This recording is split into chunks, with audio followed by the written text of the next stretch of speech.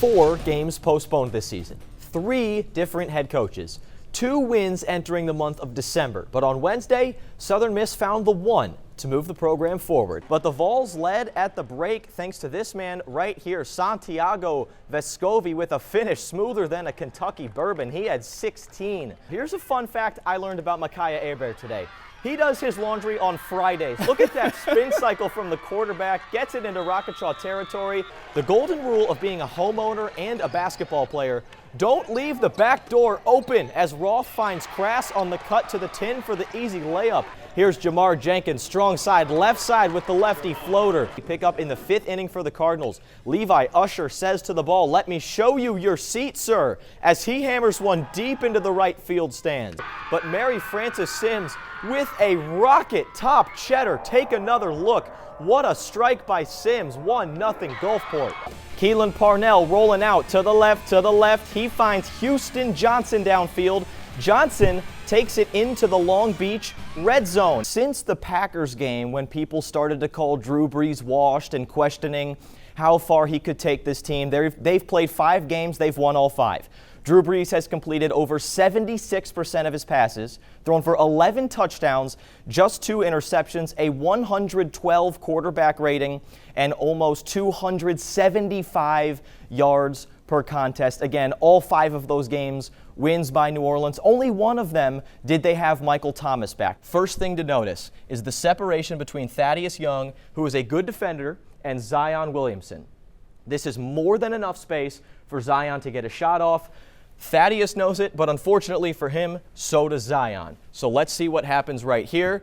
Zion pump fake, draws that defender in. Look at where Thaddeus Young is right now. His momentum is carrying him this way, and Zion, left-handed, has an open lane right here to get right there and then decide what he wants to do, because right here there might be a screen. Who knows what's going to happen? But all he knows is there's an open lane right here with his dominant hand, and his defender is coming this way away from the ball. So let's see what he does once he puts this ball down. Ball down, and then a quick behind the back. Look at Thaddeus Young. He's about to fall over. He's facing this way, about to trip over his own feet, and Zion's got a clear path to the basket. Now, 2 defenders stand in his way. One of them is attached to the wing. Tomas Sadaransky pretty much has to defend here or step in front and take the charge, but there's almost not enough time to do that, which comes down to Otto Porter Jr., whose assignment is Etwan Moore. Now, Etwan Moore has so much space between him and the defender, and he's a knockdown 3-point shooter. There's so much space between those 2 guys where if Otto Porter stays right there or steps right in front of Zion, look at how much space there is between Zion and Otto Porter right here.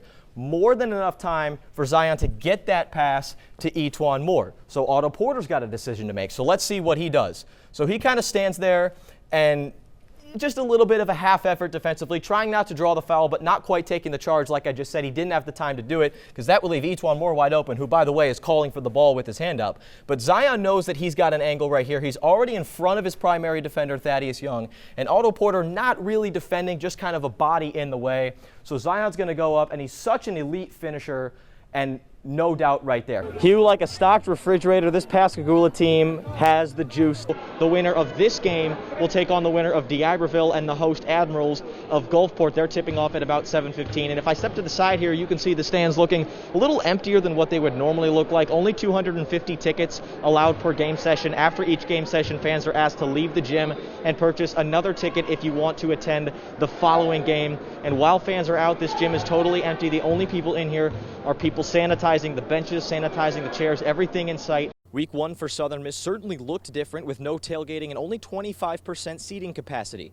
But not even a full stadium would have changed the stunned silence as 12.5-point underdog South Alabama took down the Golden Eagles 32-21. Pass High's Abby Bosarge is a gifted individual in the middle of what she called one of the darkest and scariest times of her life.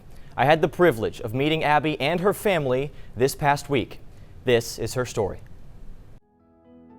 Abby Bosarge is a superstar. The Pass High senior was voted captain of the soccer team and is the youngest member of the Gulf Coast Monarchy football team. Both high accomplishments, and both thanks to her tremendous work ethic and fierce passion. It's not really just like I was born with the talent to do this sport, but I loved it so much that it made working hard to get better easier. I would run outside of practice to get my endurance up. I would sit out there at our little soccer field with the goals set up, and I would, just practice. It's that same work ethic that has helped her fight the most difficult fight of her life. We thought she was going to the hospital to get fluids, just some IV fluids. We thought she was dehydrated because she had been ill, and we never came back. In June, just months before her senior season was set to begin, Abby was diagnosed with acute myeloid leukemia. Since then, she spent nearly every day at hospitals in 3 different cities. But this past week, she came home to see family, friends, and teachers for the first time in months. Before Pass Christiane's game against Gulfport, Abby was honored with her own senior night and a chance to see people that make the Pass her home. To see them there, like actually right there, it just blew my mind, the amount of people that, cared, that were, out there supporting. It's not just some cards getting sent to you, they're right there. I feel so, so lucky. The love shown towards Abby is a testament to the amount of love Abby shows towards everyone. She makes friends with younger patients, and she cares for them. She cooks for the staff. I mean, who does that when they're incarcerated into a hospital for months, battling a life-threatening disease? And she just spends every day caring for others. The support from the Gulf Coast community, coupled with her ability to organically create a smile, has helped her keep fighting.